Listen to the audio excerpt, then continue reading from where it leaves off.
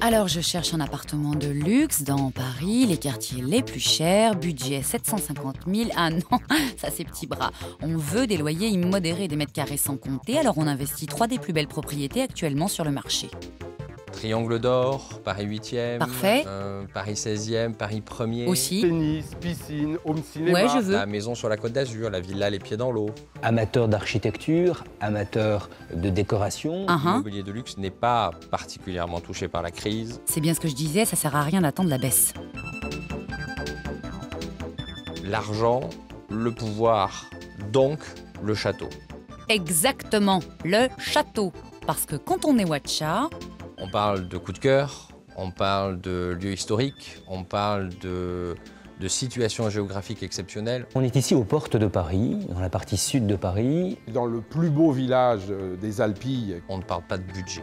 un peu tout de même. On est sur des budgets qui sont des budgets typiquement parisiens sur le haut de gamme et sur le luxe.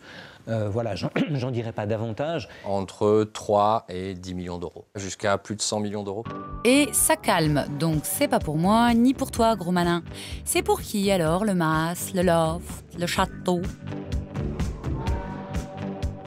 Chaque client sur ce type d'affaires, sur ce type de bien est un client unique. Bah, On voyons. pourrait cependant imaginer une première catégorie qui serait le pied-à-terre parisien.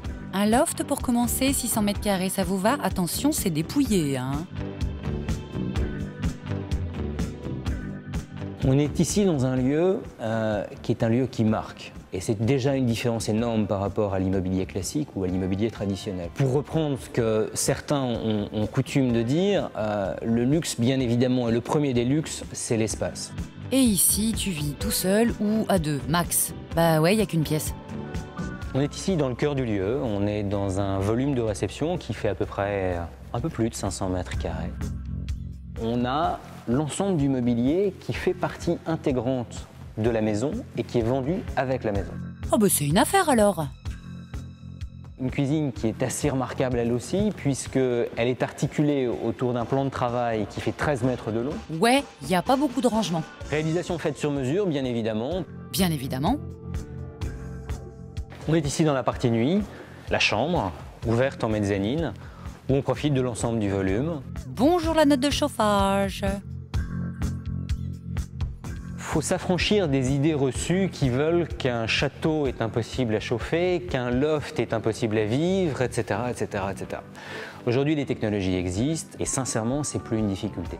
Oh bah tout va bien. Oh bah y a de l'écho. C'est vraiment un lieu qu'on prend en l'état ou qu'on ne prend pas. Attends, je réfléchis 2 secondes. Bon bah on le prend pas alors. La deuxième grande catégorie, c'est la résidence secondaire, même si dans le cas d'espèce, on parle plutôt de résidence tertiaire ou quaternaire. Eh, tu commences à m'énerver toi.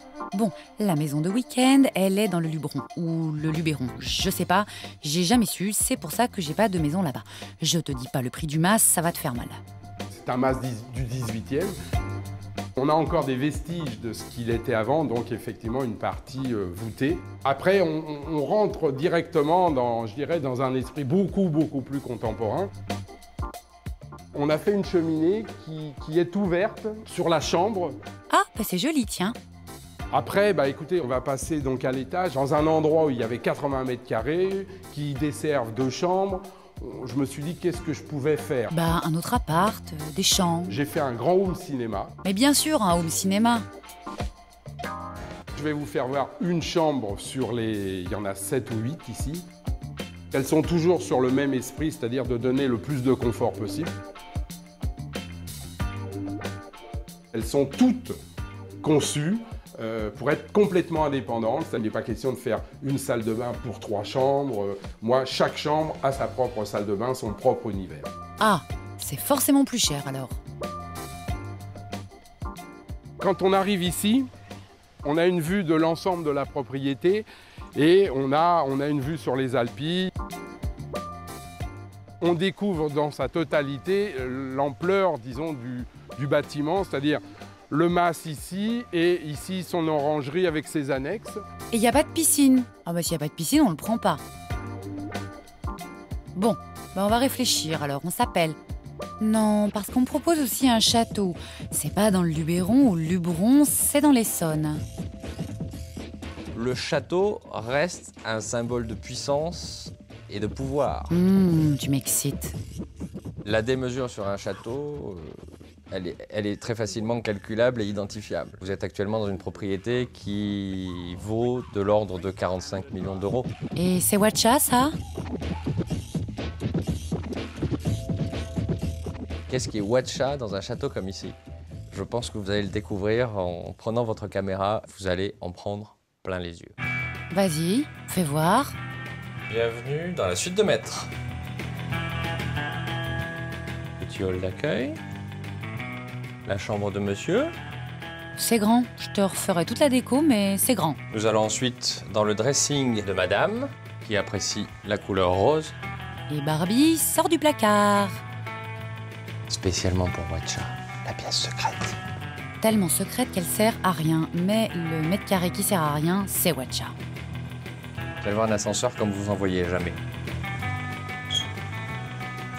L'ascenseur bar. La salle de spectacle privée du château.